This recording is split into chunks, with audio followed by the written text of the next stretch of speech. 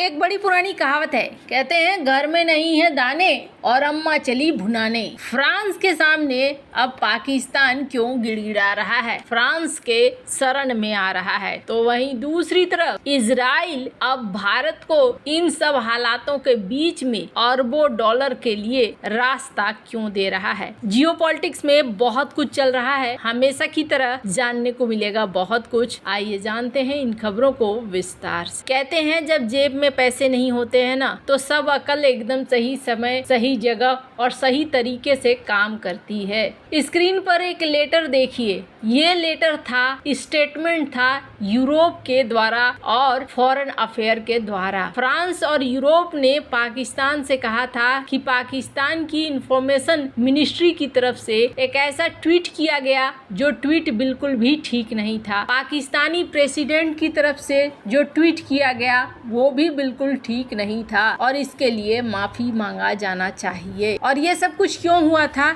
ये सब कुछ हुआ था फ्रांस के खिलाफ ये प्रोटेस्ट कर रहे थे। एक जमाना ऐसा था। और अभी की डेट में क्या है, अभी की डेट में ये फ्रांस से मदद मांग रहे हैं। फ्रांस को कह रहे हैं कि आप हमारी मदद करिए, हम आपके साथ व्यापार करना चाहते हैं। स्क्रीन पर आर्टिकल देखिए। इस इस्तेकाज़म पाकिस्तान पार्टी और federal minister board of investment ये कह रहे हैं अब्दुल अलीम खान, इन्होंने कहा है कि अब्दुल अलीम खान और फ्रांस के राजदूत के बीच में बातचीत हुई और ये बातचीत हुई है कि अब हम आपके साथ व्यापार करना चाहते हैं, व्यवसाय करना चाहते हैं, हमें इस मामले में आप थोड़ी मदद करिए। और ये जो सबसे बड़ा फैक्टर ये है कि इकोनॉमी इन लोगों की बहुत खस्ता हाल है। आपको बता दूं, पाकिस्तान तब पंगे ले रहा था जबकि पाकिस्तान बहुत ही बढ़िया से जीएसपी प्लस का स्टेटस उठा रहा था। तो इन सब हालातों के बीच में एक बार फिर से पाकिस्तान फ्रांस के करीब आता हुआ दिख रहा है। हालांकि फ्रांस में भी माहौल बदल चुका है। फ्रांस में जिस तरीके से पार्टियां आई है उन हिसाब से तो यही लग रहा है कि फ्रांस के साथ पाकिस्तान के रिश्ते आने वाले समय में ज्यादा अच्छा होगा। वैसे जो भी है, फिलहाल के लिए फ्रांस में एक खींचातानी चल रही है और इन सब के बीच में येल ब्राउन को स्पीकर चुना जा चुका है। ये येल ब्राउन 53 साल के हैं और 2022 से ये स्पीकर थे, एक बार फिर से ये स्पीकर बने हैं। जो पाकिस्तान में राजदूत हैं उन्होंने क्या कहा है, स्क्रीन पर एक आर्टिकल देख सकते हैं। उन्होंने कहा है कि हाँ जी, पाकिस्तान और फ्रांस दोनों ही अब करीब करीब एक जैसे हैं और बिल्कुल सरप्राइज तरीके से दोनों में कुछ चीजें मिल रही है। हालांकि इन्होंने जो कहा है, इन्होंने कहा कि देखिए, हम खेल के लिए, पॉलिटिक्स के लिए, इसके अलावे फ्रेंच और पाकिस्तानी लोगों में एक चीज देखा जा रहा है कि हमारे यहाँ भी चुनाव का अनिश्चितता है और आपके यहाँ भी चुनाव का अनिश्चितता है। हालांकि इन्होंने मजाक के तौर पर कहा है, पर एक चीज देखने को मिल रहा है कि यहाँ पाकिस्तान एक बार फिर से यूरोपीय देशों के साथ अपने रिश्तों को ठीक करना चाह रहा है। पर आपको बता दूं, ये सारा चीज बहुत लंबा असर नहीं करने वाला है। फाइनेंशियल ईयर 2024 में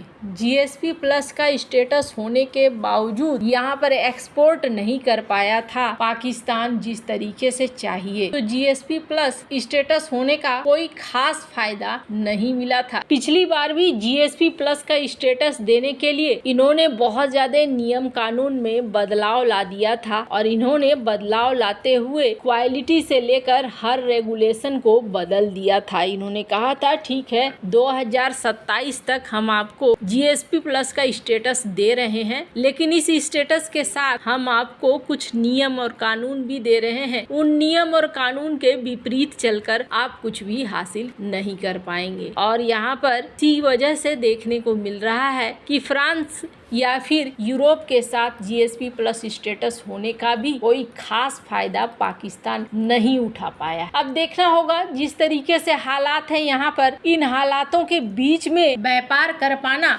बहुत ज्यादा आसान नहीं होने वाला है। जहाँ एक तरफ ये सारा चीज हो रहा है तो वहीं दूसरी तरफ एक ट्वीट देख सकते हैं इजरायली एम्बेसी के तरफ से भारत के लिए किया गया है, जिस ट्वीट में दिखाया गया है कि ऐसा याराना और ऐसी दोस्ती कहीं नहीं मिलेगी। और इसके बीच में एक बड़ी खबर आ रही है। किस तरीके के अभी हालात हैं ये किसी से छिपा हुआ नहीं है। है। और इन सब के बीच में इजराइल भारत के साथ मिलकर एक बड़ा समझौता कर रहा है और इस समझौते के तहत इजराइल भारत को एक बहुत बड़ा मौका भी दे रहा है। और ये मौका किस चीज का है तो आपको बता दूं, ये मौका है भारत और इजराइल एक और सेटअप करने जा रहे हैं। Setup Israel aerospace industry HAL के साथ बातचीत कर रही है और इसके तहत wide body P2F conversion facility Bharat में बनाने की बात हो रही है। भारत के HAL और Israel aerospace industry, Indigo, air India in सबको एक पोटेंशियल पार्टनर की तहत देख रही है ताकि यहाँ पर P2F फैसिलिटी को स्थापित किया जा सके। कहा जा रहा है 2 साल के अंदर इजराइल और भारत यहाँ पर इस तरीके की फैसिलिटी बना सकते हैं। अब ये फैसिलिटी क्या है तो इस फैसिलिटी के तहत कहा जा रहा है इंजन मेंटेनेंस, रिपेयर, ओवरहॉल के लिए एक MRO भी बनेगा। साथ ही साथ P2F कन्वर्जन होगा। P2F कन्वर्जन का मतलब होता है जो पैसेंजर प्लेन है जो अब नहीं चल रहे हैं, रिटायर्ड हो गए हैं या रिटायर्ड होने वाले हैं, उनको कन्वर्ट करना कार्गो प्लेन में। और इसके लिए वो बोइंग 777S जो कि 100 टन का कार्गो ले जा सकता है, इस तरीके से बदलना चाह रहे हैं। Jumbo jet B747